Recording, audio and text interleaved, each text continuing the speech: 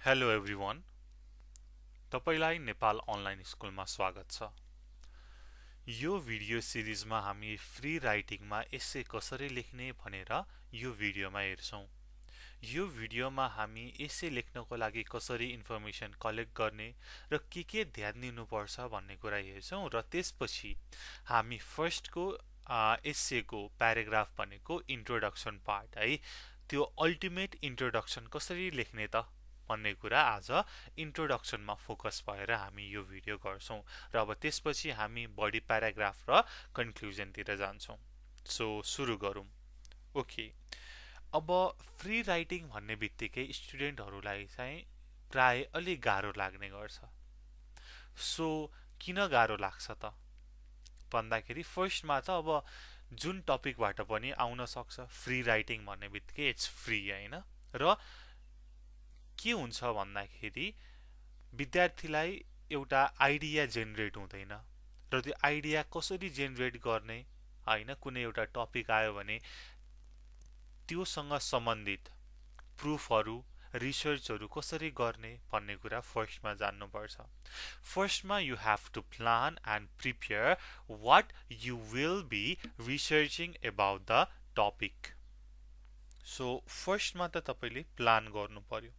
एउटा कुनै एस्सेको लागि टपिक आयो एक्जाममा हैन, एकाडेमिक होस् अथवा नन एकाडेमिक होस्। So you have to create a map. म चाहिँ ओके, सो यो टपिक छ, फर्स्टमा म यो गर्छु, त्यसपछि यो गर्छु भनेर you have to prepare yourself. Then अब रिसर्चको पार्ट आउँछ। अब रिसर्च कसरी गर्ने त भन्दाखेरि अभियसली बुक्स एन्ड आर्टिकल्स, तपाईको लाइब्रेरी होला अथवा एकाडेमिक बुक होला, अरु कुनै बुक होला हैन, रिलेटेड बुक आर्टिकल म्यागजिनमा तपाईले पढ्नु पर्यो, खोज्नु पर्यो। र अर्को भनेको इन्टरनेट, अहिलेको सबैभन्दा सजिलो, र तपाईलाई इन्टरनेटमा कसरी खोज्ने पनि थाहा छ। सपोज एजुकेसनको बारेमा एस्से लेख्न आयो, सो तपाईले एजुकेसन मात्रै भनेर हान्नु भयो भने केही कुरा त आउँछ नि इन्टरनेटमा हैन हो। So you have to do the research. अब त्यो रिसर्च त गर्यो, तपाईले केही कुरा पढ्नु भयो, तर everything you read on internet may not be true or may not support what you are writing। अब त्यसलाई तपाईले इभ्यालुएट गर्नु पर्यो, त्यो सोर्सेसहरुलाई ठीक छ कि छैन त भनेर चेक गर्नु पर्यो। अब यो गर्दै जाँदाखेरि तपाईले सानो सानो कपीमा हुन्छ कि अथवा नोटप्याड वर्डप्याडमै तपाईले डकुमेन्ट बनाएर हुन्छ कि की पोइन्टहरु नोट गर्नु पर्यो तपाईले टपिकमा रिसर्च गर्दाखेरि। Then you have to brainstorm. अब ब्रेनस्टर्म कसरी गर्ने त भन्ने कुरा हुन्छ। अब यु क्यान स्केच हैन, यो चाहिँ एउटा पिस अफ पेपर छ भनेदेखि एजुकेसन भनेर आयो, सो तपाईले रफली लेख्नुहुन्छ हैन। यता साइडमा education is light of life, it leads us from darkness to light हैन। त्यसपछि डेभलपमेन्टको कुरा जोड्न सक्नुहुन्छ।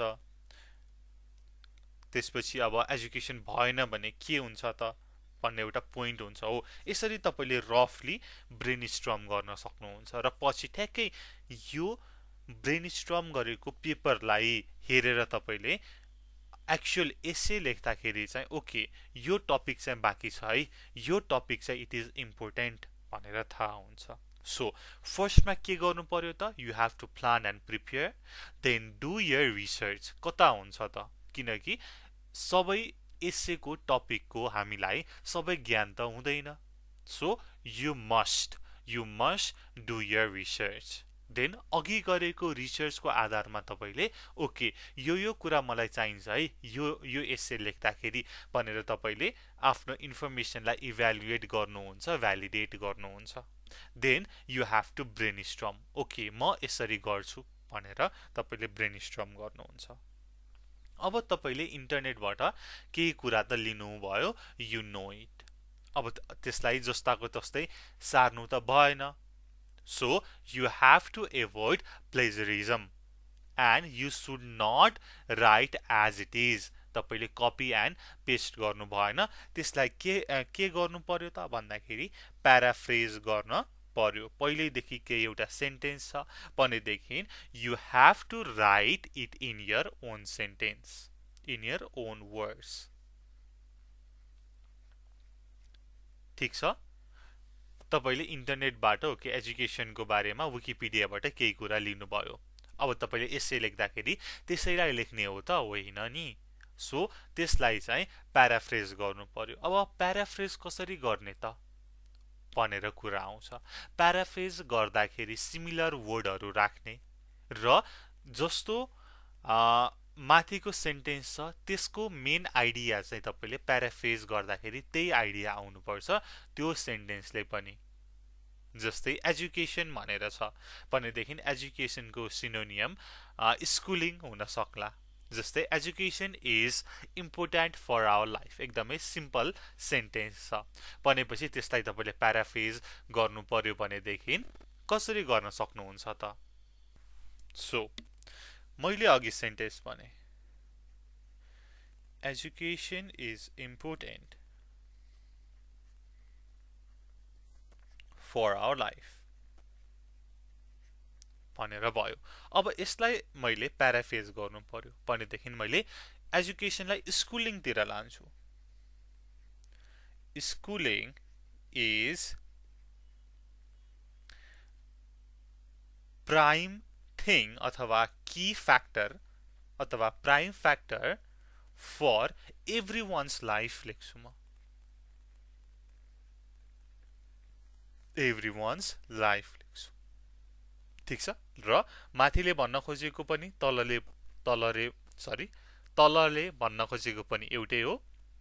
फरक के हो त भन्दाखेरि यहाँनिर वर्डहरू मात्रै चेन्ज भएको छ। हो, यसरी हामीले प्याराफ्रेज गर्न सक्छौं। र मैले अघि पनि भने प्लेजराइज चाहिँ नगर्नु है त। सो प्लेजरिजमलाई चाहिँ यु ह्याभ टु एभोइड। अब कसरी एभोइड गर्न सकिन्छ भन्दाखेरि you have to do the research है। तपाईले इन्टरनेटमा, बुक्समा, म्यागजिनमा एज आई सेड रिसर्च गर्ने। त्यसपछि don't copy and paste or don't cut and paste the exact material that you find. Then you can ask for help.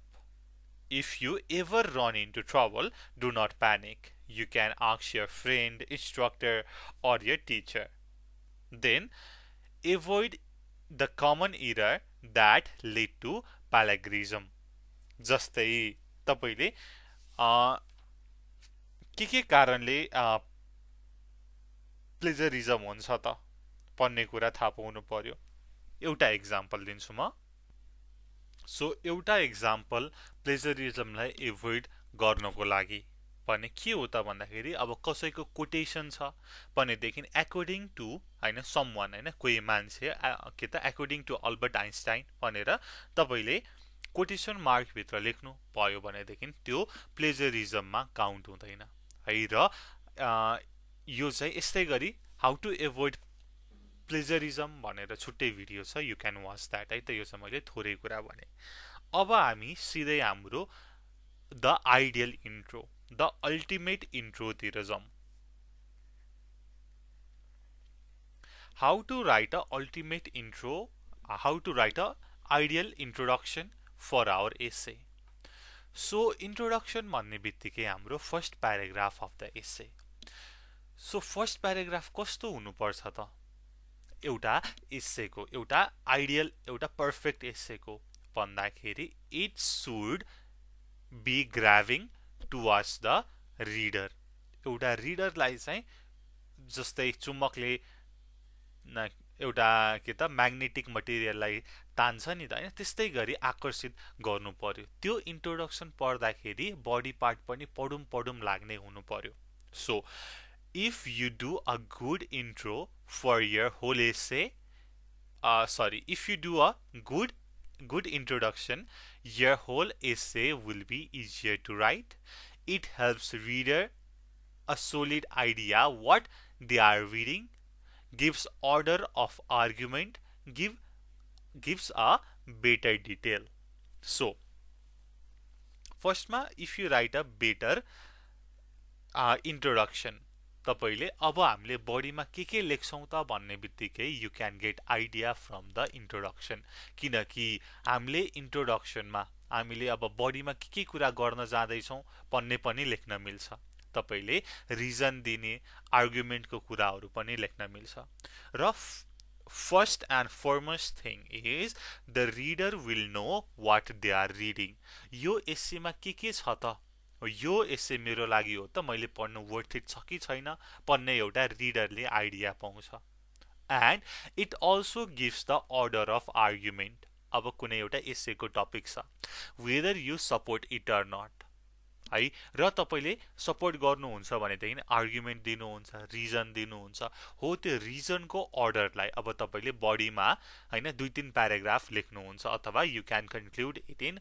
Only 1 paragraph हो त्यो order के छ त आर्गुमेन्टको त्यो पनि थाहा हुन्छ र लास्ट वान अभियसली यो एस्सेको बारेमा हैन के छ भन्न खोजेको हो एउटा मेन आइडिया चाहिँ तपाईले एउटा पर्फेक्ट इन्ट्रोडक्सनमा राख्न सक्नुहुन्छ so a ideal introduction gives this 4 things अब हामीले रिडरको एटेन्सनलाई ग्र्याब गर्ने भनेर त भन्यौ तर कसरी गर्ने भन्ने कुरा छ So while writing a introduction तपाईले फर्स्टमा के लेख्न सक्नुहुन्छ त भन्दाखेरि you can start off with a proverb or you can use a sarcastic tone just a minimum one then you can use a quote अथवा कुनै के त एनेक्डोट पनि युज गर्न सक्नुहुन्छ एउटा सर्ट स्टोरी हैन 2-3 लाइनको है that might grabs a reader's attention or a surprising fact or तपाईले क्युरियोसिटी डेभलप गर्नको लागि क्वेशन पनि सोध्न सक्नुहुन्छ जस्तै एउटा एक्जाम्पल अब तपाईलाई एउटा एस्से लेख्न आयो मानौं डगको बारेमा हैन कुकुरको बारेमा एस्से लेख्न आयो भनेदेखि you can start by do you know dogs have sense of smell 40 times better than man भनेर भन्न सक्नुहुन्छ हैन or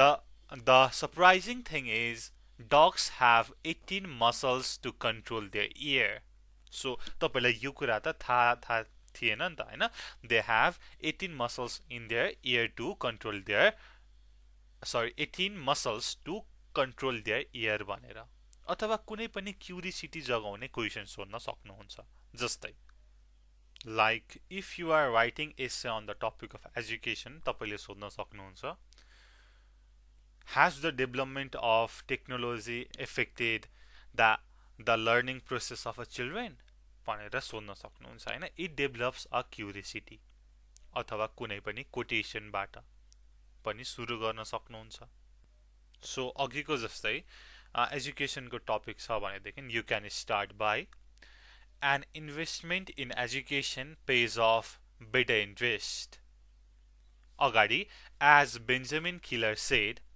an investment in education pays off better interest education or schooling is the prime factor in the development of our life भनेर सुरु गर्न सक्नुहुन्छ हैन त्यो कोटेसन त्यो सेइङ बाट तपाईले एउटा रिडरको एटेन्सनलाई ग्र्याब गर्नुहुन्छ ओके देन हामी त्यो फर्स्ट को एउटा दुईटा लाइन पछि we will move on to the next few lines जसमा के हुन्छ त भन्दाखेरि अब तपाई चाहिँ सब्जेक्ट भित्र चाहिँ छिर्नुहुन्छ र त्यहाँ तपाईले सब्जेक्ट को बारेमा डिस्कस गर्नुहुन्छ इन्ट्रोडक्सन भनेको त छोटो हुन्छ नि त हैन सो तपाईले अब फर्स्टमा एउटा रिडरको एटेन्सनलाई ग्र्याब गरिसकेपछि you have to talk about the main idea what you want to talk in the essay you have to write some sentences in the introduction part तपाईको एस्सेमा के छ त के चाहिँ भइरहेको छ त भनेर थोरै माथि तपाईले एउटा टेस्ट दिनुपर्ने हुन्छ the main idea भनेर भन्छौं हामीले त्यसलाई र त्यसपछि भनेको थेसिस जसमा हामीले आर्गुमेन्ट दिन्छौं तपाईले चाहिँ अब एजुकेसन भनेर छ भनेदेखि you support it or not हैन are you against education or do you support education obviously तपाईले सपोर्टमै लेख्नुहुन्छ होला सो तपाईले फर र अगेन्स्टलाई छुट्याउनु पर्छ तपाईले इन्ट्रोडक्सनमा दिनुपर्छ र जुन यो WH क्वेशन छ त्यसको पनि एन्सर दिने प्रयास गर्न सक्नुहुन्छ जस्तै अब WH क्वेशन भनेपछि what is education why education is important how can we develop education when should we start to get education यस्तै क्वेशनहरुको एउटा स्ट्रङ स्टेटमेन्टमा तपाईले एन्सर दिन पर्ने हुन्छ र मैले स्ट्रङ स्टेटमेन्ट भनेपछि तपाईले इफ मे माइट यो जुन कन्डिसनल सेन्टेन्सहरुलाई लिन हुँदैन तपाईले strong you have to be bold तपाईले आफ्नो के त पढाइमा चाहिँ you have to be full confident तपाईले यस्तो होला भन्ने हैन कि यही नै हो है भनेर प्रेजेन्ट गर्नुपर्ने हुन्छ है सो यो तीनटा कुरा तपाईले थाहा पाउनु पर्यो फर्स्टमा एउटा रिडरको एटेन्सन ग्राब कसरी गर्ने त भन्दाखेरि you can use proverb quote anecdote surprising fact curiosity त्यसपछि तपाईले सेकेन्ड सेन्टेन्स अथवा थर्ड सेन्टेन्समा त्यो एसेको मेन आइडियालाई लेख्नुहुन्छ देन तपाईले आर्गुमेन्ट तपाईले त्यसलाई सपोर्ट गर्नुहुन्छ हैन if you are for or against तपाईले रिजन जुन दिनु भएको छ त्यसलाई चाहिँ सिम्प्लिफाई गरेर लेख्नुहुन्छ ठीक छ ल ओके अब म एउटा थोरै तपाईहरुलाई एक्जाम्पल दिन्छु हैन एउटा टपिकको कुनै टपिकको कसरी गर्ने त मैले अहिले भनेको कुराहरुलाई एप्लाई गरेर भन्ने कुरा गर्छु है त सो एउटा टपिक छ caring of young children अब मलाई यसको बारेमा के गर्नु पर्यो त भन्दाखेरि I have to write a essay फर्स्टमा as I already said मैले अब रिसर्च गर्नु पर्यो एउटा प्लान बनाउनु पर्यो एउटा ब्रेनस्टर्म गर्नु पर्यो हैन अब अहिलेको समस्या के छ त हैन यङ चिल्ड्रेनहरुलाई केयर गर्नको लागि कसरी गर्न सकिन्छ यसको सोलुसन के छ भनेर मैले ब्रेनस्टर्म गर्छु जस्तै अब मैले चाहिँ कसरी गर्छु होला त भन्दाखेरि ओके यङ चिल्ड्रेनको केयर भन्ने बित्तिकै मेनली मदरले गर्छन् त्यसपछि भनेको अहिले सबैजना के त बिजी हुन्छन् रिलेटिभहरु पनि हुँदैनन् त्यसपछि अब यङ चिल्ड्रेनको केयर गर्ने मान्छे हुँदैन देयर आर प्रब्लम्स र त्यसको सोलुसन पनि छ हैन र अब अहिलेको मोडर्न फ्यामिलीको कुरा के छ पहिला हैन ट्रेडिसनल फ्यामिलीमा के हुन्थ्यो भनेर मैले सरर एउटा ब्रेनस्टर्म गरे र अब यसको सोलुसनको बारेमा पनि म सोच्छु प्रब्लम पनि के छ पनि सोच्छु हरेक कुरा सोच्छु र त्यसपछि यसको चाहिँ म के त रिसर्च गर्छु यो टपिकमा हैन इन्टरनेट हेर्छु बुकहरु पढ्छु सकियो हैन मैले त्यो रिसर्च पनि गरे अब त्यसपछि मैले केही कुरा चाहिँ एउटा बुलेट पोइन्टमा पनि लेखे होला नोट पनि बनाए हैन र त्यो कुरा गरे र मैले यो चाहिँ इन्टरनेटबाट लिएको बुकबाट आर्टिकलबाट लिएको कुरालाई जस्ताको तस्तै लेख्न मिलेन कि त प्याराफ्रेज गरेर गर्नु पर्यो त्यो कुरा पनि छ अब मैले अहिले त के त इन्ट्रोडक्सन मात्रै लेख्न खोजेको हो नि त अहिले तपाईलाई मैले इन्ट्रोडक्सन मात्रै लेख्न खोजेको हो अब फर्स्टमा मैले के भनेको थिएँ त त्यो कुरा हेरौं अनि हामी यो गर्छौं फर्स्टमा हामीले एउटा यस्तो सेन्टेन्स चाहियो कि जसले चाहिँ रिडरको एटेन्सनलाई ग्र्याब गरोस् सो अब केयरिङ अफ यङ चिल्ड्रेनमा एउटा ग्र्याबिङ सेन्टेन्स के हुन सक्ला त भन्दाखेरि अब मैले माथिको कुरा हेरे अब ग्र्याबिङ सेन्टेन्समा यो सबै कुरा छ अब यसलाई कसरी मिलाएर लेख्न सकिन्छ त भन्दाखेरि मैले चाहिँ यहाँनेरि युज सार्कास्टिक टोनको प्रयोग गरे हैन फेरि सार्कास्टिक के त सार्कास्टिक टोन पनि एकदम मिनिमम युज गर्नु पर्यो सो मैले कसरी सुरु गरे होला त भन्दाखेरि there is no doubt that one of the problems of families, of modern families,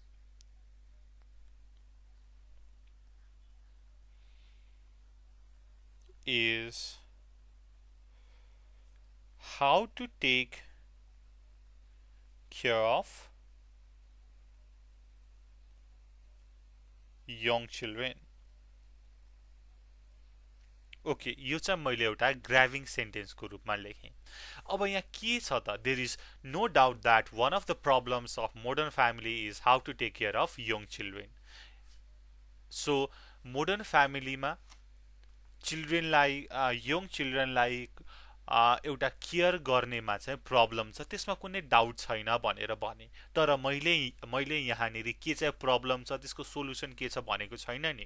plus यो चाहिँ एउटा के त, एउटा रिडरमा चाहिँ क्युरिसिटी जगाउने सेन्टेन्स भयो। ए छ न त छ प्रब्लम छ मोडर्न फ्यामिलीमा, चिल्ड्रेनलाई कसरी केयर गर्ने भनेर छ, तर यसको सोल्युसन के हो त, यसको मुख्य कारण के हो त भन्ने त छैन नि। हो, यसले चाहिँ curiosity जनायो।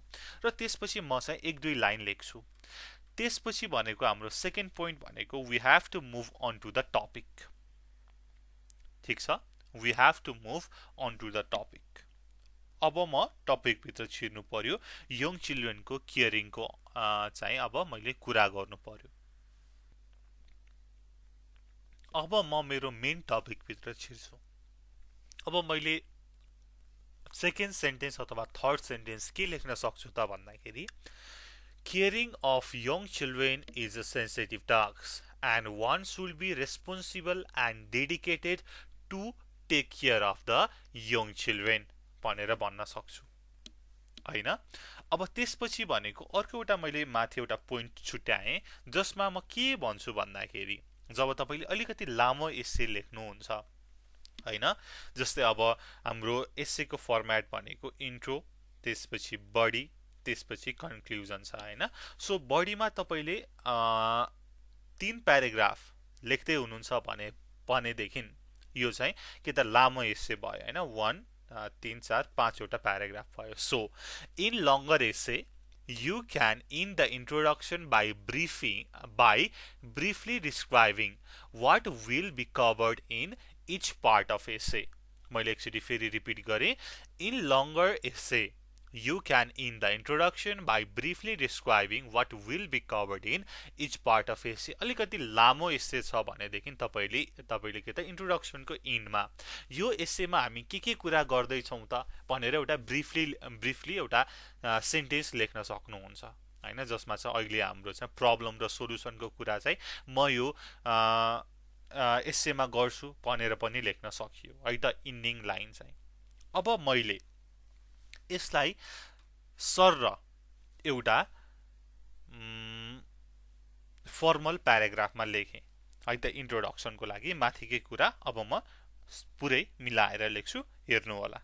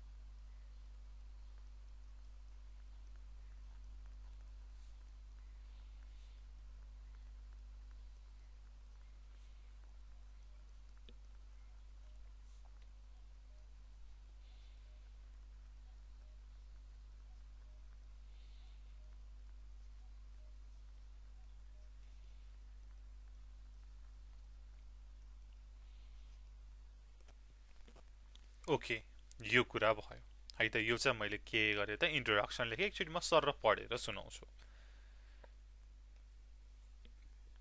There is no doubt that one of the problems of modern families is how to take care of young children. Some years ago, the most common solution was to leave the newborns with a family member. Usually, it was the mother who had to leave her job and sacrifice her career for the new arrival. Caring of a children is a sensitive task, and one must be responsible and dedicated to take care of their young ones. Today, the solution is slightly different because often both parents have to work and no relatives are available to support the family. In this essay, I will discuss two possible solutions and their advantages and disadvantages. अब यति पढेपछि एउटा रिडरले के थाहा पाउँछ त भन्दाखेरि young चिल्ड्रेनको लागि केयर चाहिन्छ। अब पहिला त अब घरमा स्पेसली मदरले आफ्नो जब छोडेर यङ चिल्ड्रेनको केयर गर्नुहुन्थ्यो, तर अहिलेको टाइममा दुवै प्यारेन्ट्सहरू काम गर्नुहुन्छ र सानो होइन यङ वान्सको टेक केयर गर्नलाई चाहिँ प्रब्लम हुन्छ। र यो समस्यामा यसको सोलुसन के छ भन्दाखेरि टु पोसिबल सोलुसन छ, र यो सोलुसनको पनि एडभान्टेज के छ, डिसएडभान्टेज के छ भनेर चाहिँ यो एसेमा पढ्छौँ भनेर भनेको छ।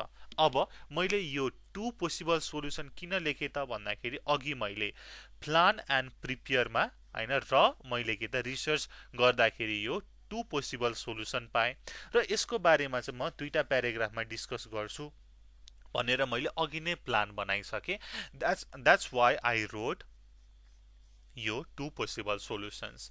अब हाम्रो यो मैले भर्खर लेखेको इन्ट्रोडक्सनमा यो माथिको कुरा सेटिस्फाई भयो कि भएन एकचोटि हेरौँ है त।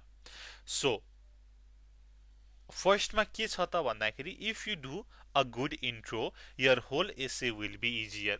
मैले एउटा इन्ट्रो लेखेँ जसमा मैले पहिला समस्या थियो र त्यसको सोलुसन पनि दुईटा छ, त्यसको एडभान्टेज पनि छ डिसएडभान्टेज पनि छ भनेर लेखिसकेपछि मैले अब बडी प्याराग्राफमा के लेख्छु त भन्दाखेरि त्यसको सोलुसन लेख्छु, त्यसको एडभान्टेज लेख्छु, त्यसको डिसएडभान्टेज लेख्छु। त्यसले गर्दाखेरि मलाई के त सजिलो भयो कि मैले अब फर्दर बडी प्याराग्राफमा के लेख्ने भनेर। र त्यसपछि एउटा के त पढ्ने मान्छेले रिडरले यो एसेमा के पाउँछ त भन्ने कुरा पनि उसलाई थाहा भइसक्यो। यो यङ वान्स होइन यङ चिल्ड्रेनलाई चाहिँ केयर गर्नको लागि अहिले मोडर्न टाइममा के समस्या छ र त्यसको सोलुसन के हुँदो रहेछ त भनेर उसले यो एसेमा पढ्छ भनेर उसले इन्ट्रोडक्सनबाट थाहा भइसक्यो।